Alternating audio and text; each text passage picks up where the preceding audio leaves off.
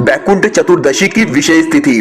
पूज्य गुरु जी ने कहा है कि इस दिन भगवान विष्णु ने अपना बैकुंठ धाम छोड़कर काशी में आकर महादेव जी की उपासना की थी, उनकी पूजा की थी। और आप लोगों को यह जानकर आश्चर्य होगा कि पूरे साल में सिर्फ एक ऐसा दिन यही पड़ता है जब भगवान विष्णु के ऊपर हम लोग बेलपत्र समर्पित करते हैं और महादेव के ऊपर तुलसी जी का पत्ता समर्पित करते हैं। इस विशेष उपाय से आपके घर का दुर्भाग्य समाप्त होता है। महादेव और भगवान विष्णु की आपको एक साथ कृपा प्राप्त होती है। आपके जीवन में चल रही सारी परेशानियों का अंत होता है। और अगर आपके बच्चों का मन पढ़ाई लिखाई में नहीं लगता है, व्यापार अगर आपका अच्छे से नहीं चल रहा है, आपके जीवन में कोई ना कोई समस्या अगर बनी रहती है, तो सारी परेशानियां, आपके जीवन के सारे दुखों का अंत इस एक छोटे से उपाय के माध्यम से होने वाला है। तो चलिए जानते हैं इन विशेष उपायों के बारे में। लेकिन उससे पहले जो भी मेरे भाई मेरी प्यारी बहनें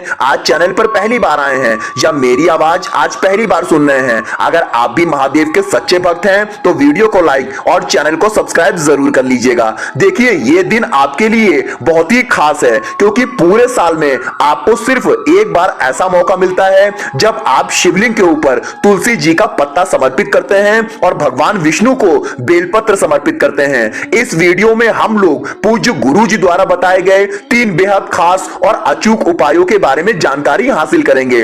ये उपाय आपके जीवन की सारी समस्याओं का अंत करके धन धान्य को बढ़ाते हैं, बच्चों में बुद्धि ज्ञान विवेक की बढ़ोतरी करते हैं और आपके सारे कष्टों का अंत करते हैं। तो चलिए जानते हैं पूज्य गुरु जी द्वारा बताए गए अपने सबसे पहले खास उपाय के बारे में। पर उससे पहले सामने स्क्रीन पर आपको एक प्रश्न दिखाया जा रहा है। आपको बताना है कि महादेव जी की सबसे छोटी पुत्री का क्या नाम है, जया या फिर अशोक सुंदरी। अगर आपको सही उत्तर पता हो तो मुझे मेरे कमेंट बॉक्स में जरूर लिखिएगा। देखिए इस पहले वाले उपाय को पूज्य गुरु जी ने अपनी पिछले साल की शिव महापुराण की कथा में बताया था।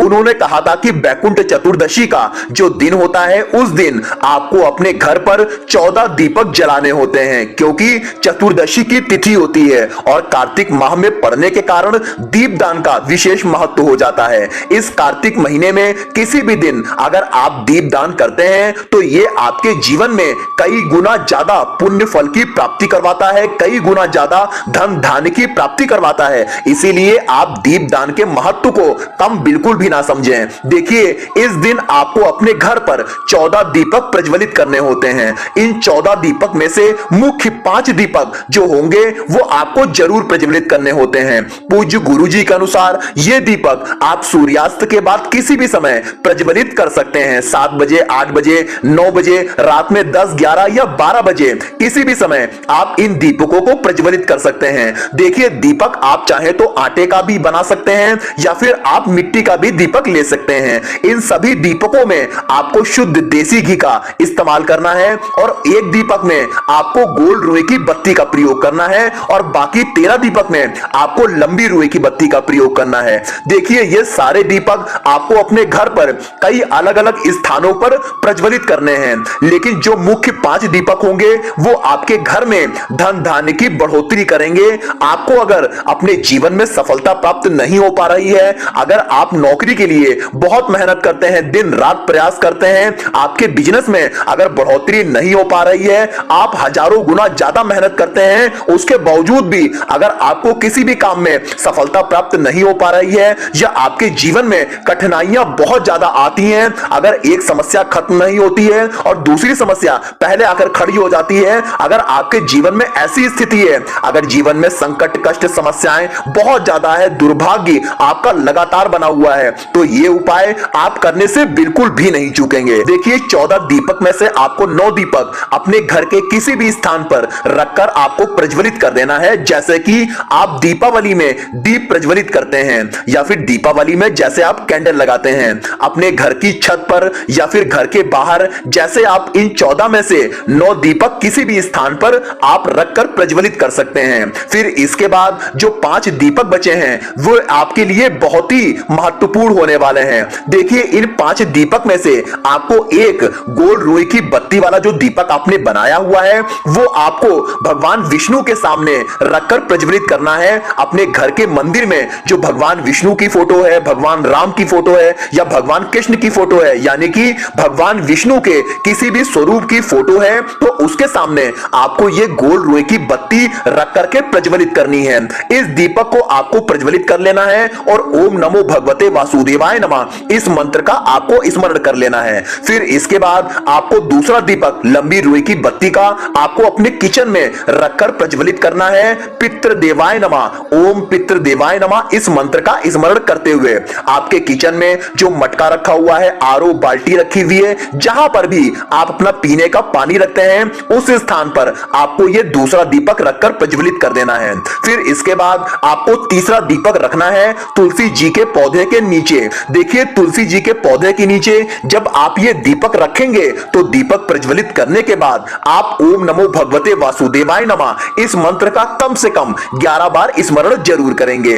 इन 3 जगहों पर आपको दीपक रखने के बाद चौथी जगह आपको अपने घर के मुख्य द्वार के बाहर इस दीपक को रखना है। देखिए, जब आप अपने घर के अंदर आते हैं तो आपका जो दाहिना साइड होता है, यानी कि आपका जो राइट हैंड साइड होता है, उस साइड में आपको इस दीपक को रख लेना है और इस दीपक की बत्ती का मुख आपको बाहर की तरफ रखना है, यानी कि अपने घर के बाहर की तरफ रखना है। फिर इसके बाद सबसे आखिरी दीपक मतलब 5वां दीपक आपको रखना है किसी भी शिवालय में, शिवालय के चौखट पर आप रख सकते हैं या फिर शिवलिंग के आसपास आप कहीं पर भी इस दीपक को रखकर प्रज्वलित कर सकते हैं। यानी कि इन 5 दीपकों को आपको भगवान भोलेनाथ के आसपास कहीं पर भी रख सकते हैं आप चाहे तो, और ओम नमः शिवाय या श्री शिवाय नमस्तुभ्यम मंत्र का स्मरण करते हुए इस बैकुंठ चतुर्दशी में भगवान शिव के नजदीक ये दीपक आपको रखते हुए उनसे आपको प्रार्थना कर लेनी है। आपके संकटों को, परेशानियों को समाप्त करने के लिए आपको प्रार्थना करनी है। अपने घर में धन धान्य की वृद्धि करने के लिए प्रार्थना करनी है।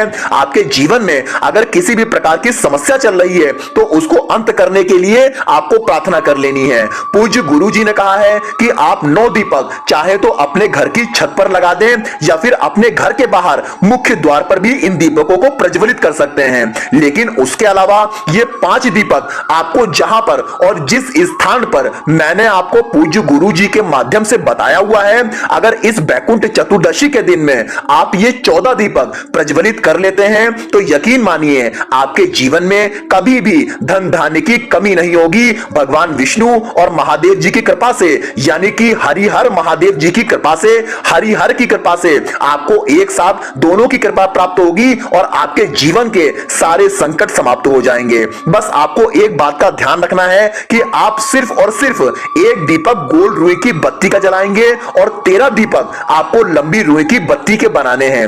ये गोल बाती वाला दीपक ही आपको भगवान विष्णु के सामने प्रज्वलित करना है। अब इसके बाद जानते हैं पूज्य गुरु जी द्वारा बताए गए अपने दूसरे खास उपाय के बारे में। देखिए, अगर आप ये 14 दीपक प्रज्वलित ना कर पाए तो फिर आपको सिर्फ 2 दीपक ही प्रज्वलित कर लेने हैं। पहले तो आप कोशिश करिएगा कि ये 14 दीपक आप प्रज्वलित कर लें इस विशेष दिन पर। अगर नहीं कर पाते हैं तो फिर आपको 2 दीपक ले लेने हैं। दीपक आप चाहे तो मिट्टी का ले सकते हैं या फिर अपने घर पर शुद्ध आटा मारकर उसका दीपक आप तैयार कर सकते हैं, तो उस दीपक को भी आप इस्तेमाल कर सकते हैं। दोनों ही दीपक को आपको गोल रुई की बत्तियों का प्रयोग करना है और साथ ही साथ इसमें आपको शुद्ध देसी घी का ही इस्तेमाल करना है। देखिए, इन दोनों दीपकों में से एक दीपक आपको भगवान विष्णु के सामने प्रज्वलित करना है। अपने घर पर भगवान विष्णु की कोई फोटो हो, भगवान राम की हो, भगवान कृष्ण की हो, यानी भगवान विष्णु के किसी भी स्वरूप की फोटो हो, तो उसके सामने आपको एक दीपक प्रज्वलित कर देना है और 11 बार ओम नमो भगवते वासुदेवाय नमः इस मंत्र का आपको स्मरण करते हुए फिर एक चुटकी हल्दी आपको इसी दीपक में डाल देनी है और भगवान विष्णु से अपने जीवन में चल रही समस्याओं को समाप्त करने के लिए, अपनी मनोकामना को पूर्ण करने के लिए आपको प्रार्थना कर लेनी है। फिर उसके बाद ये दूसरा दीपक आपको लेकर पहुंच जाना है शिवालय। ये उपाय भी आप शाम को प्रदोष काल के बाद करेंगे। शाम को सूर्यास्त के बाद किसी भी समय आप इस उपाय को कर सकते हैं। दूसरा दीपक लेकर के आप ये शिवलिंग के अगल बगल में आप आसपास कहीं पर भी प्रज्वलित कर दीजिए और इस दीपक में आपको 11 काले तिल के दाने डाल देने हैं। याद रखिएगा कि पूज्य गुरु जी ने अपनी शिव महापुराण की कथा में बताया है कि शिवलिंग के आसपास आप गोल रुई की बत्ती का दीपक भी प्रज्वलित कर सकते हैं और लंबी रुई की बत्ती का दीपक भी प्रज्वलित कर सकते हैं, क्योंकि ये दीपक हम लोग शिव और शक्ति के लिए प्रज्वलित करते हैं, इसीलिए गोल और लंबी दोनों रुई की बत्ती किसी भी प्रकार की हम लोग प्रज्वलित कर सकते हैं। अब ये दूसरा दीपक आप शिवलिंग के आसपास कहीं पर भी लगा देंगे और अपनी मनोकामना को आपको महादेव जी से बोल देना है। अपने जीवन में चल रहे संकटों को समाप्त करने के लिए आपको महादेव जी से प्रार्थना कर लेनी है और हरिहर महादेव जी के नाम का स्मरण करते हुए आपको फिर वापस अपने घर को चले आना है। पूज्य गुरु जी ने कहा है कि इस कार्तिक महीने में दीपदान का विशेष महत्व होता है, इसीलिए अगर आप इस बैकुंठ चतुर्दशी में सिर्फ ये 2 दीपक ही प्रज्वलित कर देते हैं तो इससे आपको हरिहर महादेव जी की कृपा से आपकी सारी मनोकामनाओं की पूर्ति होती है और सारी समस्याओं का अंत होता है और आपके घर में सुख समृद्धि का हमेशा के लिए वास हो जाता है। अब जानते हैं पूज्य गुरु जी द्वारा बताए गए अपने तीसरे और सर्वश्रेष्ठ उपाय के बारे में, जो आपको इस बैकुंठ चतुर्दशी में यानी कि पूरे साल में सिर्फ एक बार करने का आपको मौका मिलता है। देखिए, इस उपाय के लिए आपको एक तुलसी का पत्ता ले लेना है और एक बेलपत्र ले लेनी है। पूज्य गुरु जी ने कहा है कि यह उपाय आपको रात में 12 बजे से सुबह 4 बजे के बीच में कर लेना है और रात में 12 बजे के बाद यानी कि 12 बजे के बाद आपका रविवार का दिन लग जाएगा, इसीलिए आप तुलसी का पत्ता पहले से ही तोड़कर रख लीजिएगा।